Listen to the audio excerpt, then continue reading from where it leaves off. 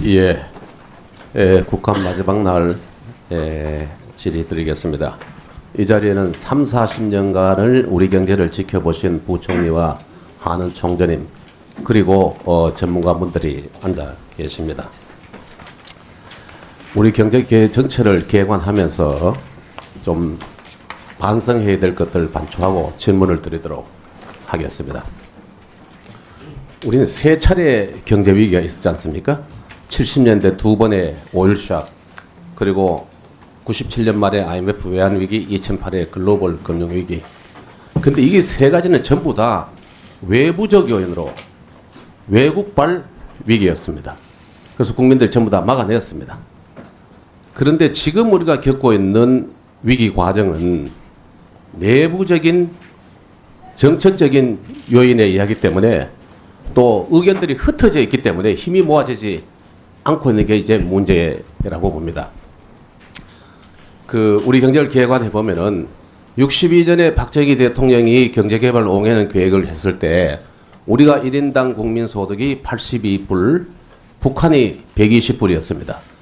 우리가 101이었고 북한이 세계 50이었고, 수출은 우리가 5천만 불이었고 북한이 1억 불, 2배였습니다.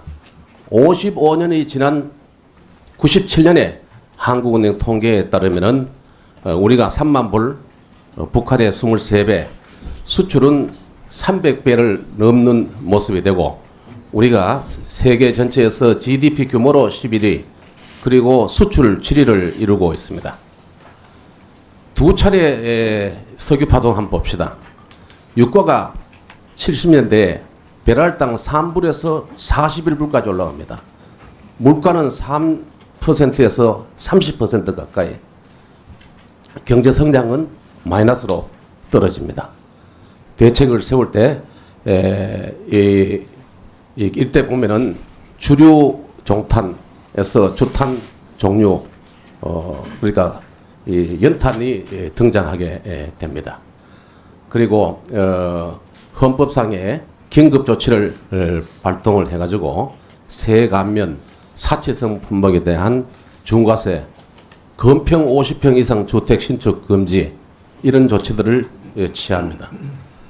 박정희 대통령께서 나이프 사우디 국왕의 동생인 석유 장관을 극진히 대접해서 수교 훈장, 명예 박사, 그리고 사우디를 방문하기로 하고 2개월 시점에서 서거를 하시게 됩니다. 97년에 IMF는 I am fired로 IMF로 설명을 하는 데모대가 있었습니다. 33개 은행 중에서 18개가 문 닫았습니다. 30대 대기업 중에서 17개가 도산을 했고 1만 7천 개 기업이 도산을 했습니다.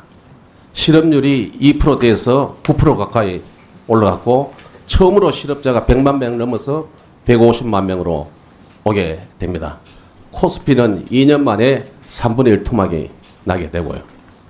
이때의 DJ 대통령께서 시장경제 틀 속에서 개혁하겠다고 했고, 환율을 올리고, 금리도 어쩔 수 없이 올리고, 그리고 금융감독원을 새로 신설하면서 한국은행의 감독권을 없앴습니다. 대규모 투자 편성하고요. 이때 예비 타당성 조사 제도가 등장을 하게 됩니다. 99년에. 그리고 우리가 이때 배워야 될 것은 근로자 파견제, 계약제, 시간제 근로를 도입하고 공기업 민영화하고 정부 출연기관, 연구기관의 정원을 24% 단축합니다. 그리고 정부위원회를 반으로 줄이게 됩니다. 그리고 하나된 마음으로 금모기, 박세리, 박찬호 등장하게 되고 22억 달러치 금을 모아서 국민들 마음을 모았습니다. 그리고 2008년도에는 우리가 잘 아는 리먼 브로더스 파산으로부터 시작된 금융위기를 우리 모두가 잘 넘겼습니다. 다음, 이 제일 우리가 봐야 될 것은 이때의 윤정현 장관이 정부에서 계속해서 성장률 괜찮다, 괜찮다, 괜찮다 할 때 처음으로 국회 나오셔가지고 솔직히 마이너스로 간다. 마이너스 2%다. 이렇게 시인을 하고 모두 힘을 모아서 플러스 0.2%로 맞추었다. 이렇게 됐고 공무원을 13,000명 감축을 했습니다. 부처청을 56개에서 45개로 감축을 했습니다. 자, 이 내용들을 보면은 이 부총리하고 한번 같이 좀 생각을 해보겠습니다만은 세 차례의 그 외부로 온 위기는 국민 모두가 하나된 극복 의지가 있었다. 의견이 갈리지를 않았어요. 그리고 경제부처와 내각은 전문가, 공직자 중심으로 편성을 했습니다. 예를 들면은 1차, 1, 2차 오일 쇼크 때는 남도구 장관 부총리께서 10년 가까이 있으면서 했고, IMF 때는 이헌재, 강봉균, 진념, 그리고 박승 공적자금위원장님 중심으로서 그 일을 했댔습니다. 그리고 내각에다가 100% 권한을 위임을 했습니다. 청와대는 간섭을 하지 않았고 언론에 노출되지도 않았고 방송 인터뷰도 하지 않았습니다. 그리고 검증된 그 교과서 방법으로 회복을 하게 됩니다. 선제적으로 충분하게 속도감 있게 대응을 하게 됩니다.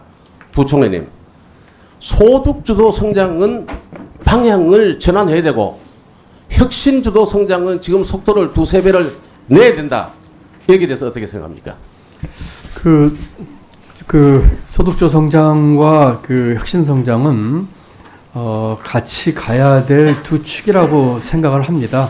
혁신 성장에 대한 말씀 의원님과 같은 생각이고요. 예, 소득주 성장은 한은 총재님, 지금 성장하고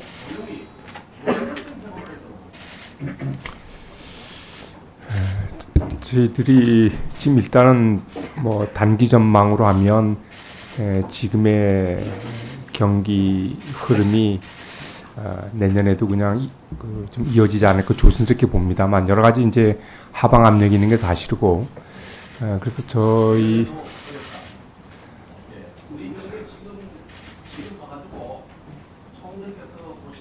네.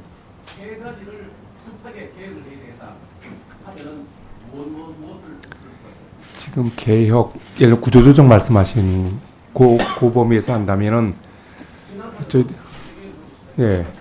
저희들이 뭐니 해도 일단은 그 규제의 과감한 그 완화, 그다음에 노동시장의 효율성 제고,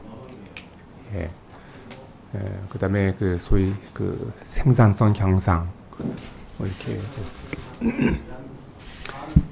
근데 그렇습니다. 그 기업 구조조정에 있어서 일단 목표는 어디까지 생산성 향상에 초점을 맞춰서 구조조정을 해야 된다 이런 말씀이 드리겠습니다. 네, 수고하셨습니다. 네, 다음 존경하는 김경엽 의원님 질의하시겠습니다.